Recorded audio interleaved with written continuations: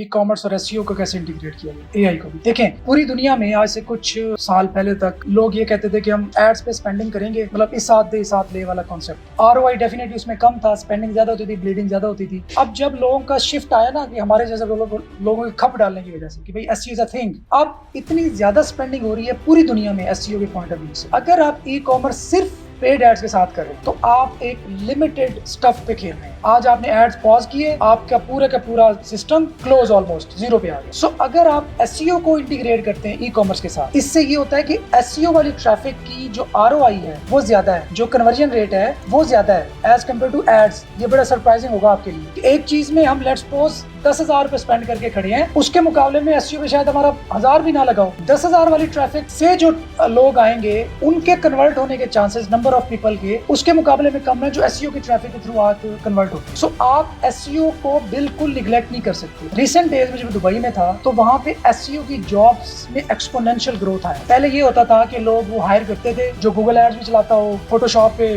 Banner भी design कर लेता हो, एसईओ को भी देख लेता हूँ। अब स्पेशलाइज्ड एसईओ की वैकेंसीज आ रही है पूरी दुनिया में बड़ी बड़ी कंपनीज के अंदर। तो इससे आप इसकी इंपॉर्टेंस का खुद अंदाजा लगा सकते हैं। उससे आपका जो रेवेन्यू है ना, एक तो वो लॉन्ग लास्टिंग हो जाए, उसके बाद आपकी जो हिस्ट्री है जिस बेस पे आपका स्टोर फ्लिप होना है वो मल्टीप्लाई हो। एड्स वाला जो स्टोर है वो कोई भी खरीदते हुए यही सोचेगा कि यार मैंने भी स्पेंडिंग करनी है तो मैं इसको 30x क्यों दूं। अगर ये $10,000 पर मंथ का रेवेन्यू जनरेट कर रहे हैं तो जो स्टोर होता है वो ऑलमोस्ट 30x पे आपका बिकता है। तो $3 लाख मैं क्यों दूं इसको इतनी हैवी अमाउंट। लेकिन जो एसईओ की ट्रैफिक होती है वो आपका जो एक्स है वो ऑलमोस्ट 40-45 तक चले जाता है। मतलब अगर $1,000 आप पर मंथ का रेवेन्यू है और आप 6 महीने की आपकी हिस्ट्री है उसके एवरेज है तो आपका जो स्टोर होगा वो शायद $40,000 तक चले। तो एसईओ को आप बिल्कुल निगलेक्ट नहीं कर सकते और इसके लिए आपको स्पेशली डेडिकेटेड एक बंदा, अगर आप ई कॉमर्स कर रहे हैं तो वहाँ बिठाना चाहिए। मैं मुल्तान का एक बंदा जानता हूँ, आप में से शायद कोई समझ जाए, उनका रेवेन्यू शायद $1 मिलियन पर मंथ है और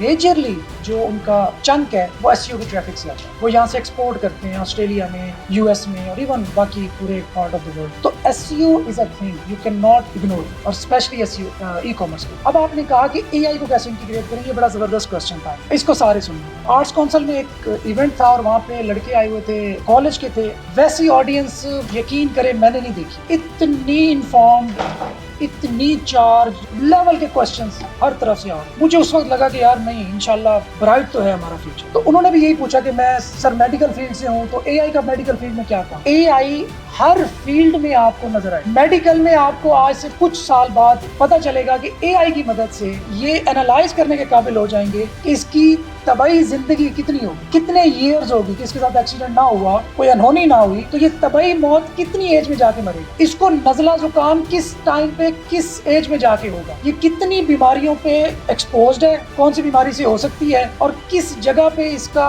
सर्वाइवल मुमकिन है। ये सारा कुछ आर्टिफिशियल इंटेलिजेंस की वजह से। ई कॉमर्स में एआई और ऑगमेंटेड रियलिटी एआर के बारे में अगर आपने देखा हो, उसमें क्या आ रहा है कि उसमें आप एआर की मदद से विदाउट वेयरिंग क्लॉथ्स आप ट्राई कर सकेंगे कि ये वाला जो क्लॉथ मैं देख रहा हूँ, शॉप करने जा रहा हूँ, ये मुझ में कैसे लगता है। इन रियलिटी आप नहीं वेयर कर रही हैं, मतलब आपको जो शॉप्स में चेंजिंग रूम होता है उसकी जरूरत नहीं रहेगी। खैर, it's about future. Right now currently AI के चैटबॉट्स, ठीक है, उसके बाद आप पूरा डेटा जो आपका गूगल एनालिटिक्स का डेटा है ना वो उठा के आप चैट जीपीटी को, कौन सा यूजर कहाँ पे ड्रॉप हो रहा है, कितने % ड्रॉप हो रहा है, किस कंट्री का बंदा कन्वर्ट हो रहा है, किस कंट्री का बंदा किस पेज पे आके मेरी वेबसाइट छोड़ के चला गया, किस डेमोग्राफिक का बंदा कन्वर्ट हुआ और कन्वर्ट के बाद अपसेल करने में मुझे कामयाब हुआ। तो ये जितना डेटा एनालिसिस है ये चैट जीपीटी एआई आपको करके दे देगा, जिससे आपकी प्रोडक्टिविटी हो सकता है 200% जो है ना वो इंक्रीज हो जाए। It's all about data. इसी वजह से डेटा एनालिटिक्स की जॉब दुनिया में बढ़ गई। हालांकि चैट जीपीटी की कम होनी चाहिए थी ना। अब लोग कहते हैं ना एआई खा जाएगी जी, हमें जॉब्स को खा जाएगी, ये बात पहले तो सीखी कर दे जी वो खा जाएगी। जो कुछ नहीं करता ना उसको हर चीज से डरना चाहिए। जो टेक्नोलॉजी को अडॉप्ट करता है उसे किसी चीज से डरने की जरूरत नहीं।